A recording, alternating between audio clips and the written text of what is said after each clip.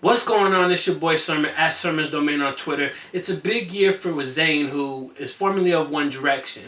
This is the year where he breaks out as a solo artist. Last year he left One Direction, and it was a very emotional thing for the One Direction fans. Personally, I love the idea, and I think at the beginning when he left, it was kind of like, okay, I wasn't really thinking about Zayn. I was not a One Direction fan. That's the music that my sister enjoys, not particularly me. But hearing Zayn talk more about his music and how he felt like he needed to make an album like Mind of Mine, his debut album, it made me appreciate it and want to check it out. I read his Complex cover. I'll include a link if you haven't seen it yet. But it's a really good read. It gets you into the mind of him. And one of the things that he talks about was how the album is pretty much a split of 60-40 when it comes to falling in love versus falling out of love. Those are two concepts that Zayn is very familiar with. Last year, after his breakup with One Direction, he was out of a relationship, and then he's now in a relationship. So it's really interesting to see that. At the same time, I feel as though he makes these songs that are inspired by like the relationships and the breakups, but they don't feel as personal.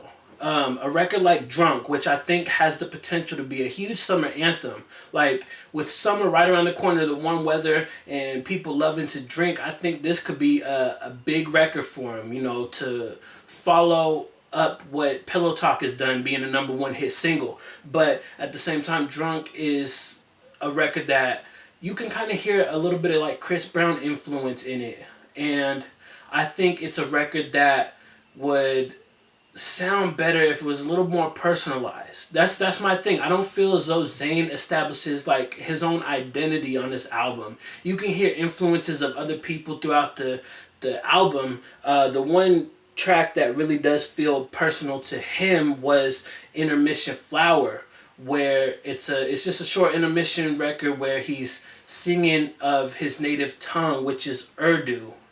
And I that was definitely a moment where you're like, okay, this is something that belongs to Zayn. Like nobody else can do this. But like I said, listening to a record like Drunk, I feel as though you can place it with almost anybody. Any singer for the most part, and it might sound just as good. And then I love the fact that his song titles are like just all zany and different. It catches your attention. That's one of the things that catches your attention before you even listen to the music, because you're like, okay, why is he doing it like this? Why is Pillow Talk all capitalized? Why is the H in she capitalized and the S isn't? Like, I don't know if there's like an actual reasoning behind that. I didn't see it in any interviews that I watched and read, but it definitely caught my attention. So I wanted to talk about that a little bit. And the other thing that really caught my attention before I even listened was there's only one guest feature out of the entire album. I just listened to the standard edition, but the deluxe edition has 4 more songs. There's a Target edition that adds 2 more songs. That's a total of, I believe it's 20 songs total. So to have one guest feature is interesting. He has Kehlani, who is pretty much poising herself to be a star, the star that she is. Last year was a big year for her, and 2016 is going to be even bigger, especially getting this kind of a look with Zayn, because naturally a lot of people are going to hear that record, are going to see that record, and it's probably one of the stronger records out of the entire album. It's titled Wrong, if I didn't mention that already, and it's about how hookups are the gateway to love. And that's very true. Another thing that I loved about the album was Melee. Now, if you never heard of Melee, he's a producer slash songwriter. He's worked with Alessia Cara. He's worked with Tori Kelly. He's worked with Yellow Wolf. And of course, you can't forget the ever so elusive Frank Ocean. He was behind a lot of Channel Orange. So Melee has a really good sound when it comes to crafting R&B, and the little bits that he dabbles into hip hop and rap.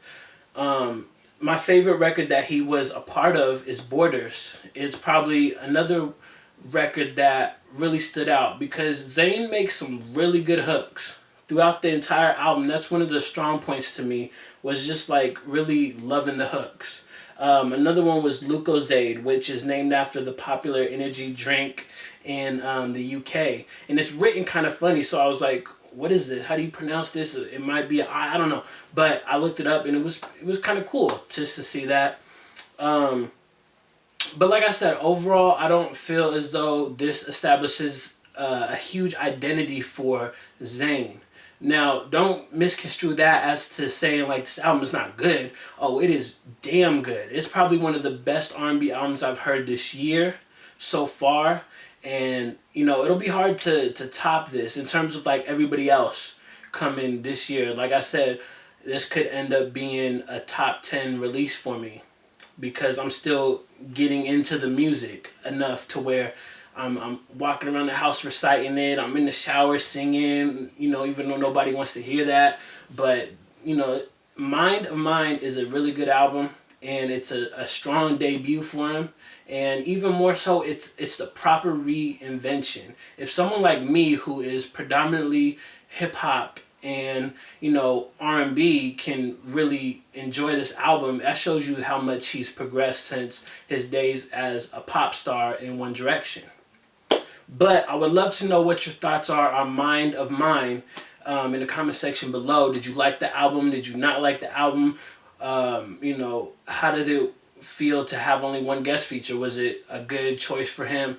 And what single do you see next? Whatever you want to talk about in regard to the album, let me know in the comment section below. And then like the video, subscribe to the channel if you're not already, share the video. Follow me on Twitter at Sermons Domain. And as always, thank you for your time. I appreciate you for watching. And until next time, peace.